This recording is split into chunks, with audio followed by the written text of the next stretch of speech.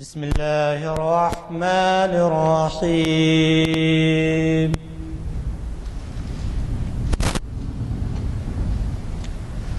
فلا صدق ولا صلى ولكن كذب وتولى ثم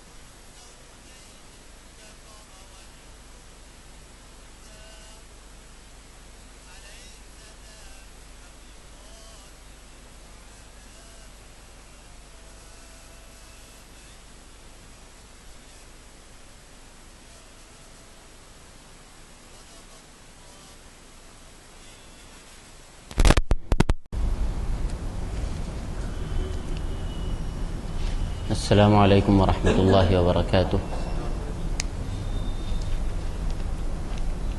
الحمد للہ رب العالمین وبہ نستعین والصلاة والسلام علی سید المرسلین محمد ابن عبد اللہ الامین وعلی آلہ وصحبہ اجمعین الی یوم الدین.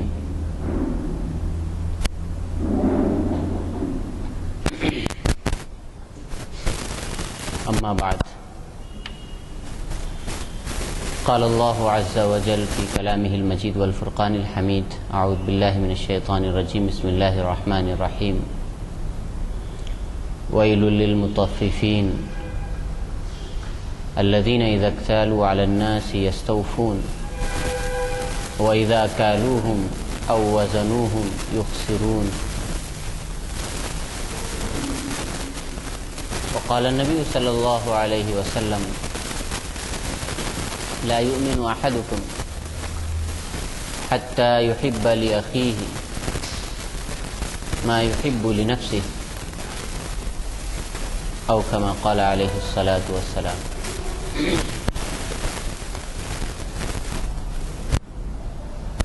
منتظمین اجلاس و معزز حاضرین،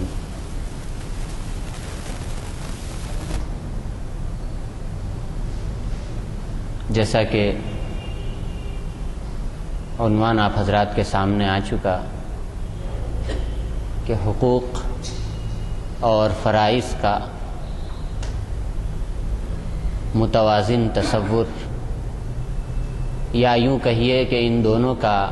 آپس کا ایک گہرا رشتہ، کہ اس کو توازن کے ساتھ لے کر چلنا، بیلنس کے ساتھ اس کے بیلنس کو مینٹین رکھنا، یہ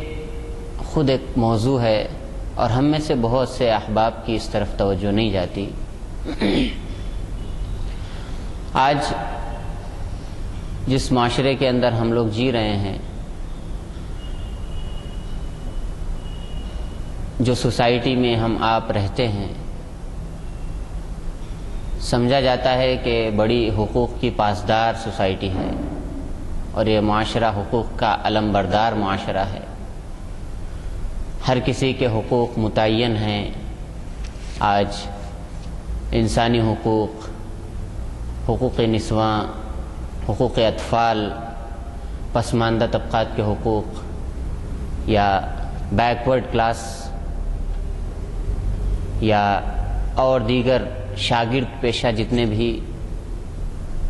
طبقات ہیں، کیٹیگریز ہیں، ان سب کے اپنے حقوق متعین یا یوں کہیے کہ ہیومن رائٹ سے لے کر ویمن رائٹس تک ہر ایک کا ایک چارٹر بنا ہوا ہے، اور ایسا معلوم ہوتا ہے کہ یہ معاشرہ بہت پرسکون انداز میں چل رہا ہے اور ہر کوئی مطمئن زندگی گزار رہا ہے۔ لیکن اسی معاشرے پہ ایک دوسری نظر آپ ڈالیں تو معلوم ہوگا کہ ہر طرف ہر آدمی کو یہ شکایت ہے کہ اس کی حق تلفی ہو رہی ہے، اور ہر آدمی کو یہ شکایت ہے کہ اس کا جائز حق اس کو نہیں مل رہا ہے۔ اسی واسطے آپ دیکھیں گے کہ ہر طرف مختلف انجمنیں، مختلف یونینیں، ٹریڈ یونینز ہیں، امپلائیز کی یونینز ہیں، اور فلاں اور فلاں اور فلاں، اور اسی طرح سے دھرنے اور ہڑتالیں، یہ اس طرح کی مختلف سرگرمیاں اور ان کا لامتناہی سلسلہ، یوں معلوم ہوتا ہے کہ گویا کہ یہ ہماری زندگی کا ایک حصہ بن گئی اور کبھی نہیں ختم ہونے والی چیز ہیں۔ حالانکہ یہ سب چیزیں تو وقتی طور پر اور ہنگامی ہوتی ہیں، لیکن یہ چیزیں آج ہمارے معاشرے کا جز بن چکی ہیں۔ اس کے برخلاف، بلکہ خلاصہ یوں کہا جا سکتا ہے کہ آج جو دنیا کے اندر جو دو بڑے نظام چل رہے ہیں، اشتراکیت اور سرمایہ داریت، یا یوں کہیے کمیونزم اور کیپٹلزم، یہ کیا ہے؟ یہ سب حقوق کی گویا کہ ایک جنگ ہے، اور جس کا مختلف شکلوں میں ظہور ہوتا جاتا ہے۔ لیکن دنیا کے ان تمام ہنگاموں سے ہٹ کر، یا جو کچھ آج معاشرے میں چل رہا ہے اس سے ہٹ کر، اگر ہم اس مسئلے کو اسلام کے عینک سے دیکھیں، یا یوں سوچیں کہ اسلام اس کا کیا حل پیش کرتا ہے اور اسلام کا اس سلسلے میں کیا مزاج ہے، تو صاف معلوم ہوتا ہے کہ آج ہر کسی آدمی کو اگر کسی چیز کی فکر ہے تو وہ اپنے حقوق کے حاصل کرنے کی فکر ہے، جبکہ ایک دوسری چیز جو کہ حقوق کا سر چشمہ ہے اور وہ ہے فرائض، اس سے اس کی ادائیگی کا کوئی احساس نہیں۔ حالانکہ واقعہ یہ ہے کہ جتنے حقوق بنتے ہیں وہ دراصل فرائض سے بنتے ہیں، جتنے حقوق ہوتے ہیں وہ فرائض سے نکلتے ہیں، اور جتنی یعنی جو رائٹس ہوتے ہیں وہ ڈیوٹیز سے وابستہ ہوتی ہیں۔ مثال کے طور پر ایک آدمی کا جو حق ہے وہ گویا کہ دوسرے کا فرض ہے۔ ایک آدمی کے اوپر جو فرض بنتا ہے، اگر وہ اپنے فرائض کو پورے طور پر انجام دے دے تو خود بخود دوسرے کے حقوق ادا ہو جائیں گے۔ اور اسلام کا جو مزاج ہے وہ یہ ہے کہ وہ ہر فرد کو اس کے فرائض کی ادائیگی کی طرف متوجہ کراتا ہے، اور یوں کہتا ہے کہ تمہارے اوپر جو فرض ہیں اس کو تم ادا کرنے کی فکر کرو، جب تم یہ کر لو گے تو خود بخود جو تم سے متعلق ہیں ان سب کے حقوق ادا ہو جائیں گے۔ جیسے مثال کے طور پر شوہر اگر اپنے فرائض کو بخوبی انجام دے دے اور ادا کر دے، جو کچھ اس کے اوپر ذمہ داریاں ہیں بیوی کے تعلق سے یا اپنے گھر کے تعلق سے، جتنے اس کے فرائض ہیں، نان نفقے کا انتظام یا ایک گھر کے حالات کو ٹھیک رکھنے کا انتظام اور تمام جتنی چیزیں ہیں، وہ سب اپنے فرائض سے اگر شوہر کوتاہی نہ کرے تو خود بخود بیوی کے حقوق ادا ہو جائیں گے۔ بیوی کو کسی کے سامنے شکایت کرنے کا موقع نہیں ملے گا، اور نہ ہی بیوی کو کسی کے سامنے شوہر کے خلاف فریاد لے جانے کی نوبت پیش آئے گی، بلکہ بیوی کے تمام حقوق جتنے شریعت نے شوہر پر فرائض کی شکل میں رکھے ہیں وہ خود بخود ادا ہو جائیں گے، اور کوئی ایسی جائز شکایت وہاں پیدا ہونے کا موقع نہیں ملے گا جب شوہر اگر اپنے فرائض کو ادا کر لیتا ہے۔ اسی طرح سے بیوی اگر اس کے اوپر جو فرائض ہیں اس کو ادا کر لے تو شوہر کو کوئی ایسی شکایت کا موقع نہ ملے، اور شوہر کو اپنی بیوی کی طرف سے کوئی بدگمانی نہ ہو یا اس کی طرف سے کوئی ایسی یعنی دونوں میں شکر رنجی نہ ہو۔ اسی طرح سے معاملہ اولاد کا ہے، والدین کا ہے، یعنی ان دونوں کے آپس میں جو حقوق اور فرائض ہیں کہ اولاد اپنے فرائض کو ادا کرے، ماں باپ کی فرما برداری کرے، اسی طرح سے ماں باپ کے حقوق ادا کرے، ان کی خدمت کرے، اور دیگر جو چیزیں ان سے وابستہ ہوتی ہیں وہ ادا کرے۔ اسی طرح سے والدین بھی اولاد کے درمیان انصاف سے کام لیں اور اولاد کے درمیان غیر جانبدار رہیں، کسی ایک کی طرف جھکاؤ نہ ہو، یا ہے کہ اولاد سے متعلق جو فرائض والدین کے بنتے ہیں وہ جب اگر وہ صحیح طور پر ادا کریں تو گویا کہ خود بخود اولاد کے جو حقوق ہیں وہ ادا ہو جائیں گے۔ اسی طرح سے آپس میں دفاتر کے اندر یا یہ کہ دیگر معاشرے کے اندر جس طبقے میں بھی آپ جائیں گے، جہاں پہ بھی آپ جائیں گے، وہاں پر ایک کے حقوق دوسرے کے فرائض سے وابستہ ہیں۔ اگر ایک آدمی اپنے فرائض کو پورے طور پر انجام دے رہا ہے تو پھر خود بخود دوسرے کے حقوق ادا ہونے۔ ایک پڑوسی کا جو فرض بنتا ہے دوسرے پڑوسی کے لیے، اگر وہ اپنی خوش اسلوبی کے ساتھ ادا کر دیتا ہے تو پھر خود بخود دوسرے پڑوسی کے حقوق ادا ہو جائیں گے۔ اسی طرح سے اس کے جواب میں اگر وہ پڑوسی بھی اپنے فرائض کو ادا کر دے تو خود بخود اس کو اپنے حقوق مانگنے کا یا ہے کہ اپنے حق جتلانے کا کوئی موقع نہیں ملے گا اور خود بخود اس کے حقوق ادا ہو جائیں گے۔ تو یہ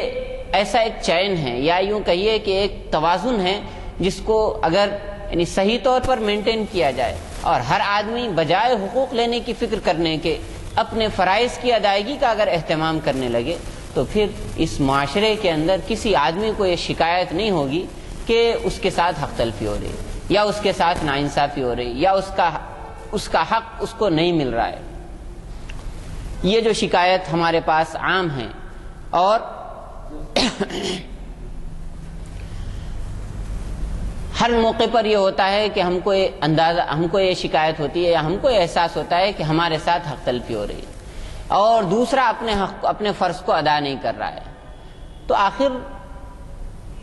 شریعت نے بھی تو کوئی معیار دیا ہوگا یا شریعت نے بھی تو کوئی پیمانہ بتایا ہوگا کہ ہر آدمی اس کو جانچ لے اور ناپ لے، ورنہ بیجا شکایتیں تو ہر ایک کو ہو سکتی ہیں اور بیجا توقعات تو ہر کوئی دوسرے سے وابستہ کر سکتا ہے۔ تو اللہ کے رسول صلی اللہ علیہ وسلم نے ایک بہت ہی پیارا اصول بیان فرمایا جس کی روشنی میں یا جس فریم میں ہم میں سے ہر آدمی اگر اپنے آپ کو اس کے اندر فٹ کر کے دیکھے یا اس کے اصول کی کسوٹی پر ہم میں سے ہر کوئی اپنے آپ کو پرکھ کے دیکھے تو میں سمجھتا ہوں کہ کوئی شکایت کسی کو نہیں ہوگی اور ہر آدمی معاملہ کرتے وقت میں بہت ہی احتیاط سے کام لے گا۔ نبی صلی اللہ علیہ وسلم نے فرمایا لا یؤمن احدکم حتی یحب لاخیہ ما یحب لنفسہ، کہ تم میں سے کوئی آدمی اس وقت تک مومن نہیں ہو سکتا یا یہ کہ اس کا اپنے آپ کو مومن کہلانے کا دعویٰ اس وقت تک پورا نہیں ہو سکتا جب تک کہ وہ اپنے لیے وہی پسند نہ کرے جو اپنے بھائی کے لیے پسند کرتا ہے۔ جو اپنے لیے پسند کرتا ہے وہی اپنے بھائی کے لیے پسند کرے۔ یہ اصول شریعت نے گویا کہ بتا دیا۔ اس حدیث کی جب تشریح کریں گے تو اس وقت یعنی پورا معاشرتی نظام اس کے اندر لایا جا سکتا ہے۔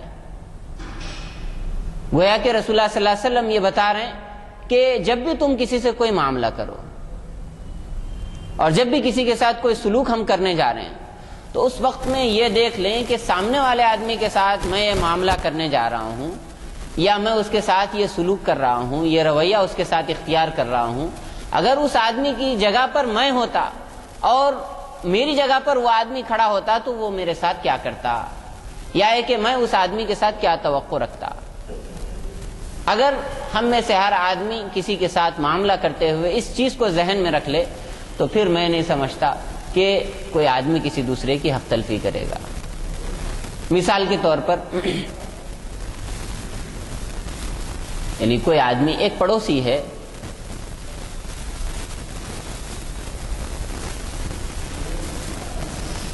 اس کے ساتھ ہم کچھ معاملہ کر رہے ہیں یا اس کے ساتھ ہم کوئی چیز ایسی کرنے جا رہے ہیں کہ اگر ہم اس جگہ پر ہوتے تو ہم اپنے لیے پسند نہیں کرتے، تو پھر اس کام کے کرنے سے ہم رک جائیں کہ یہ وہ کام ہے کہ اگر اس کی جگہ پر میں ہوتا، آج اس کا وقت پڑا ہے تو وہ آدمی وہاں پر ہے، لیکن اگر اس کی جگہ پر میں ہوتا اور میرے ساتھ میرا پڑوسی ایسا کرتا تو میرے لیے ناگوار ہوتا، بس وہ آدمی اس وقت رک جائے۔ اسی طرح سے ایک اور مثال دیتا ہوں میں۔ مثال کے طور پر ہم بہو کے ساتھ کوئی معاملہ کرتے ہیں، کوئی سلوک کرتے ہیں یا کسی چیز پر روک ٹوک اور پابندی یا دیگر اور مختلف جو گھروں کے اندر چلتا ہے، ہم میں سے ہر آدمی اس سے واقف ہے، نہ صرف واقف ہے بلکہ ہم میں سے ہر ایک کے گھر کا ایک حصہ ہے وہ۔ لیکن بہو کے ساتھ اگر کوئی آدمی کوئی سلوک کرنے سے پہلے کہ اگر اس کی بیٹی کے ساتھ بھی وہی سلوک کیا جائے تو اس کے اوپر کیا گزرے گی۔ اگر ہم یہ سوچتے ہوں کہ ہماری بہو تو ہماری اجازت کے بغیر کوئی ذرا برابر بھی حرکت نہ کرے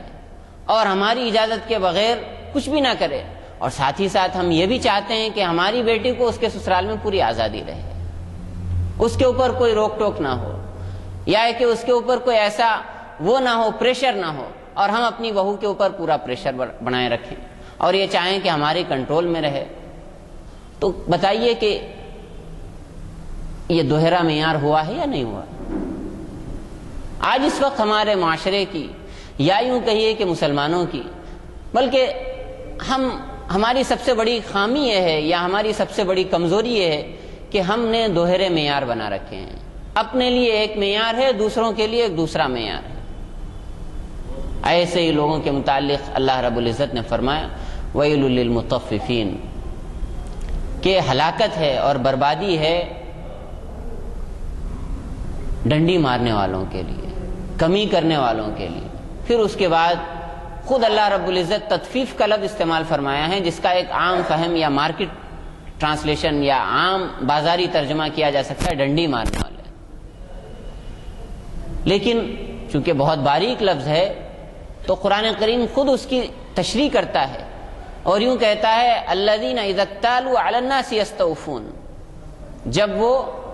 مطففین کون ہیں؟ وہ لوگ ہیں جو لوگوں کے ساتھ جب لینے کا معاملہ آتا ہے اور لوگوں کے ساتھ اگر یعنی لوگوں سے وصول کرنے کا معاملہ آتا ہے تو پورا پورا وصولتے ہیں۔ الذین اذا اکتالوا علی الناس یستوفون، کہ جب وہ لوگوں کے لیے لوگوں سے ناپتے ہیں اور لیتے ہیں تو پورا پورا لیتے ہیں۔ وَإِذَا كَالُوهُمْ أَوْ وَزَنُوهُمْ يُخْسِرُونَ، اور اگر لوگوں کو دینے کا معاملہ آتا ہے ناپ کر یا تول کر تو اس کے اندر کمی کرتے ہیں۔ تو یہ جو معیار ہے، یا یوں کہیے کہ یہ جو ناپ تول کی بات ہے، یہ صرف ترازو کے اندر نہیں ہے بلکہ ہر معاملے کے اندر ہو سکتی ہے۔ ہر معاملے کے اندر آدمی اپنے لیے ایک پیمانہ چاہے اور دوسروں کے لیے ایک پیمانہ چاہے۔ یہ چاہے کہ لوگ تو اس کے ساتھ اچھا سلوک کریں اور لوگ اس کے حقوق کو پورا ادا کریں، لیکن جب اس کا معاملہ آئے تو وہ یہ چاہے کہ میں جیسا چاہوں کروں اور میرے اوپر کوئی پوچھنے والا نہ ہو اور میرے سے کوئی سوال کرنے والا نہ ہو، یا پھر یہ کہ میں جس کو جتنا دے دوں اس پر وہ راضی رہے اور قبول کر لے، کوئی مجھ سے حق نہ مانگے اپنا۔ آج ہم میں سے ہر آدمی یہی سوچتا ہے اور یہی چاہتا ہے، اور اگر کوئی آدمی اگر بڑھ کر کے اپنے حق کا کوئی مطالبہ کر لیتا ہے اور وہ آدمی اس پوزیشن میں ہوتا ہے کہ اس کو دھمکا سکے، دھونس جما سکے، تو اس سے بھی دریغ نہیں کرتا کہ اس نے میرے حق کا مطالبہ میرے سامنے کیسے کر دیا۔ تو یہ جو دوہرا معیار اور یہ ڈبل اسٹینڈرڈ، یہ اس وقت ہمارے معاشرے کا ایک حصہ بن چکا ہے، اور نبی اکرم صلی اللہ علیہ وسلم نے اس کے لیے جو سب سے بہترین معیار دیا تھا وہ یہ کہ کسی کے ساتھ بھی کوئی معاملہ کرے تو معاملہ کرنے سے پہلے آدمی یہ سوچے کہ اس آدمی کی جگہ پر اگر میں ہوتا تو کیا کرتا۔ جیسے ہم کسی کو قرض دیتے ہیں تو جس کو ہم قرض دے رہے ہیں اس سے یہی توقع رکھتے ہیں کہ ہم وہ وقت پہ ادا کر دے گا،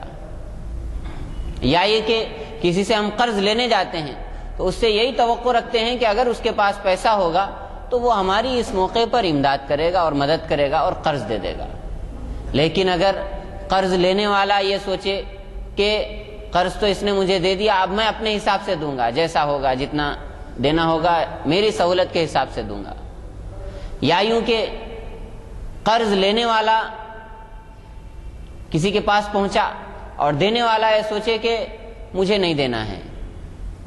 حالانکہ وہ آدمی یہ سوچ سکتا ہے کہ اگر مجھ پر بھی ایسا وقت آئے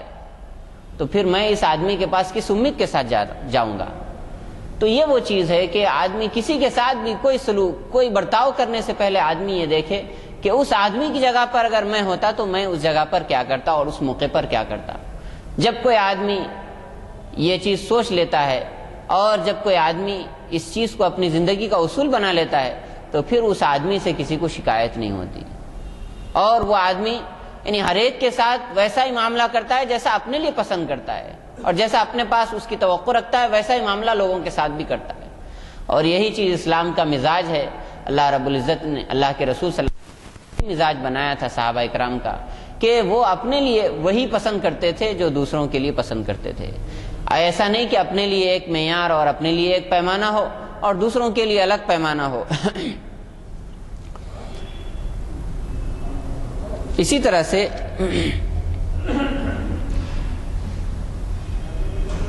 دفاتر کے اندر بھی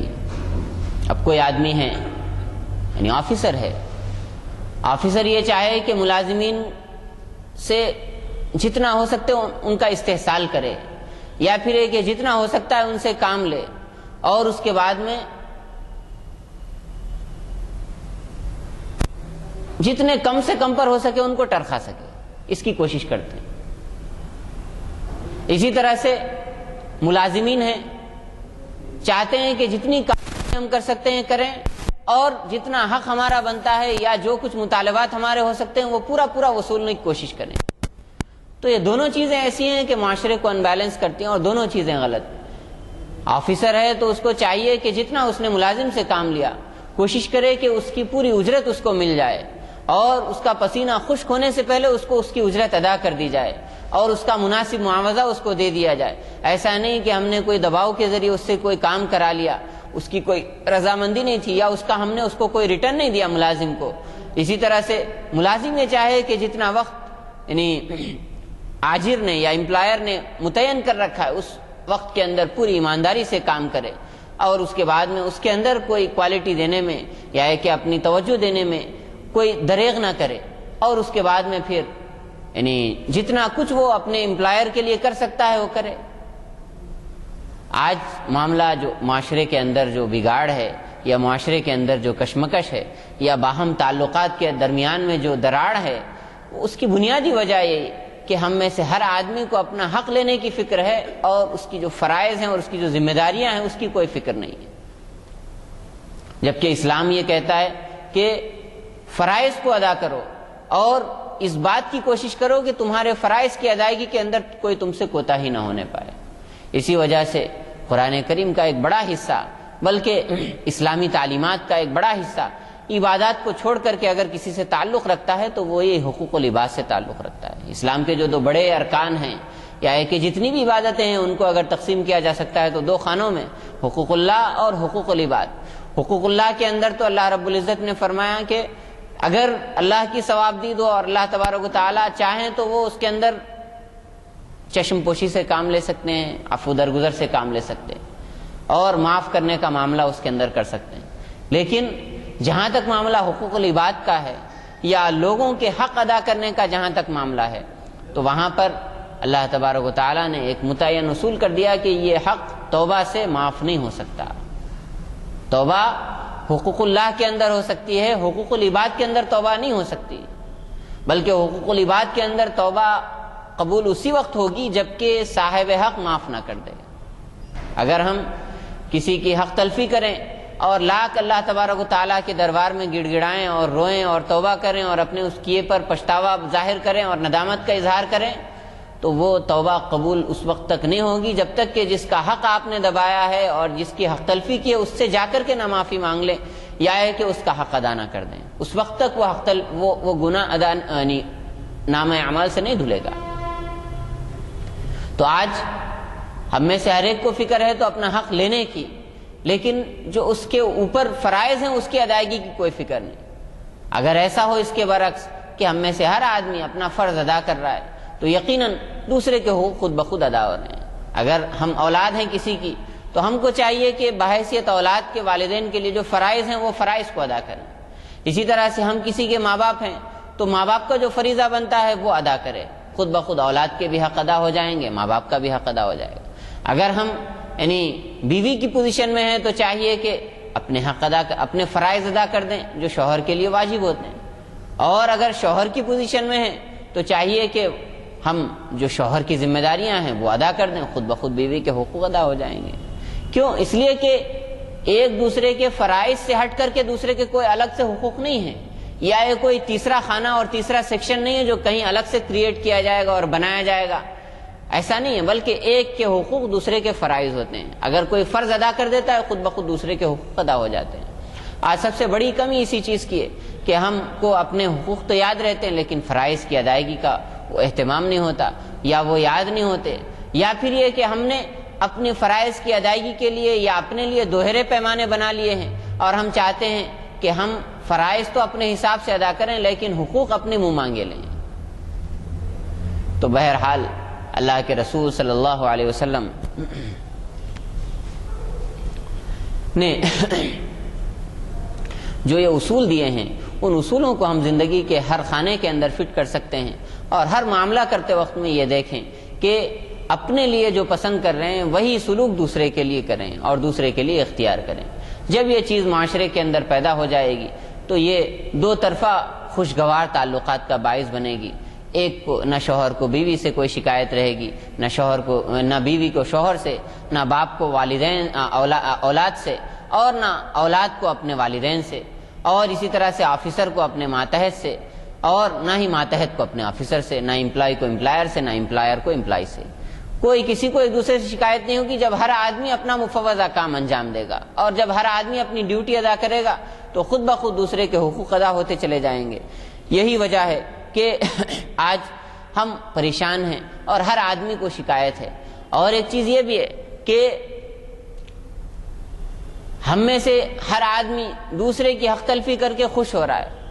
اور سمجھ رہا ہے کہ اس کا حق میں نے دبا لیا اور کسی طرح سے اپنا کچھ بچا لیا اور سیو کر لیا، حالانکہ وہ یہ نہیں جانتا کہ جب وہ کسی دوسرے کا حق دبا رہا ہے تو اس کا حق دبانے والے 10 اس سے پہلے تیار بیٹھے ہوئے ہیں جو اس کا حق مختلف موقعوں پہ دبائیں گے اور غیر محسوس طریقے پہ اس کی جیب سے نکلے گا۔ جیسے کوئی آدمی اگر کسی کے دھوکے سے 100 روپے اگر کماتا ہے تو یقیناً چونکہ پورا معاشرہ ہی ایسا ہو گیا ہے نا کہ ہر آدمی خیانت اور دھوکہ اور دوسرے کا حق دبا کر کے دوسرے سے اینٹنے کے چکر میں ہے، تو پھر جب وہ کسی سے 100 روپے اینٹے گا تو یقیناً اس کے 1000 روپے دوسرے کو اور اینٹ کے چلے جائیں گے مختلف موقعوں پر۔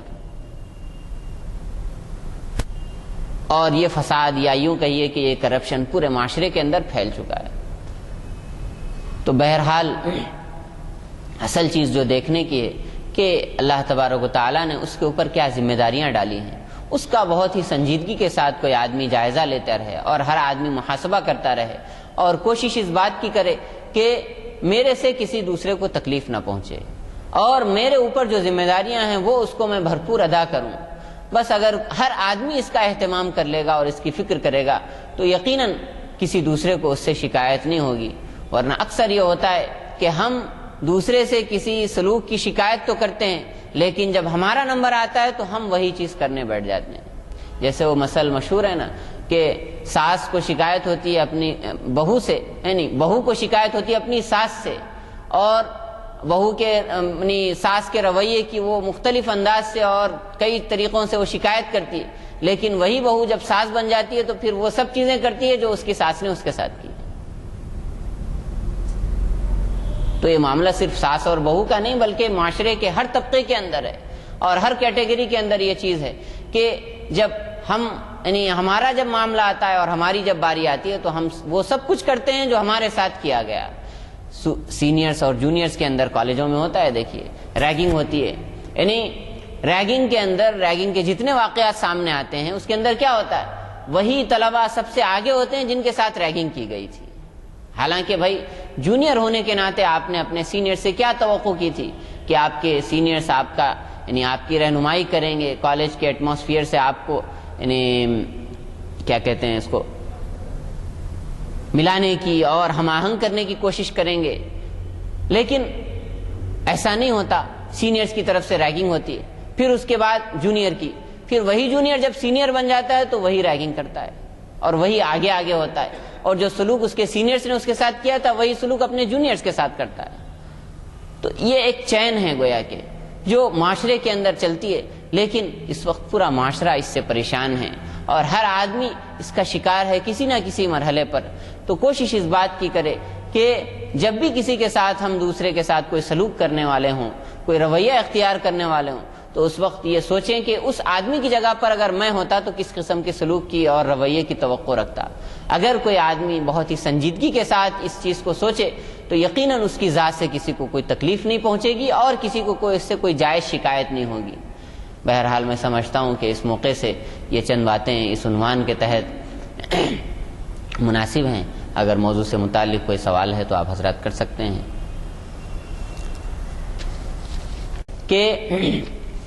بعض دفعہ یہ بھی سوال پیدا ہوتا ہے کہ ہم تو اپنے فرائض کو پورے طور پر انجام دے رہے ہیں اور ادا کر رہے ہیں، لیکن ہمارے سامنے والا اپنے فرائض کو انجام نہیں دے رہا ہے اور ہماری حق تلفی ہو رہی۔ تو اس سلسلے میں عرض یہ ہے کہ آدمی اپنے فرائض کے اندر ذرا برابر کوتاہی لائے بغیر اپنے جائز حقوق کے لیے جدوجہد کر سکتا ہے، اس کی تو گنجائش ہے،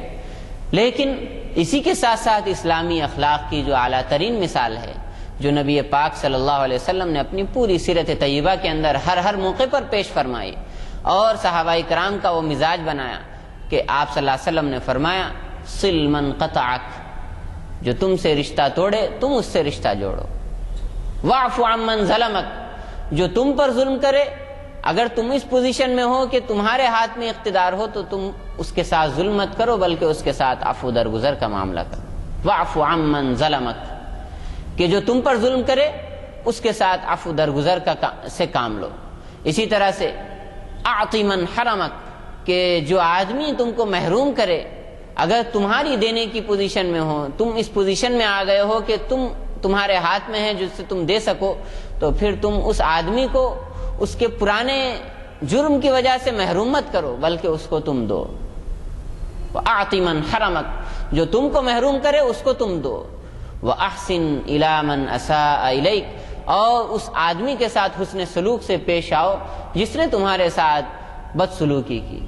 یہ تو اسلامی اخلاق ہیں، اور اگر کوئی آدمی ان چیزوں سے بڑھ کر کے اگر ان اخلاق کا نمونہ پیش کرتا ہے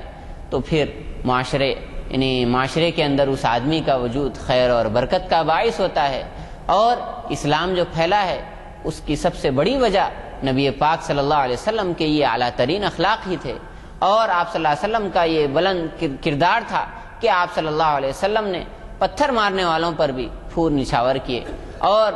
گالیاں دینے والوں کو بھی آپ صلی اللہ علیہ وسلم نے دعائیں دی۔ تو یہ اخلاق تو اصل ہونا تو یہ چاہیے کہ ہم میں سے ہر آدمی کے اور ہر مسلمان کے ہو۔ اللہ تبارک و تعالی پہلے مرحلے میں اپنے فرائض کی ادائیگی کی توفیق عطا فرمائے، اور دوسرے مرحلے میں ہم سب کو ان اعلیٰ اخلاق سے متصف ہونے کی اور ان اعلیٰ اخلاق کو اپنے اندر پیدا کرنے کی توفیق نصیب فرمائے۔ وآخر دعوانا الحمدللہ رب العالمین۔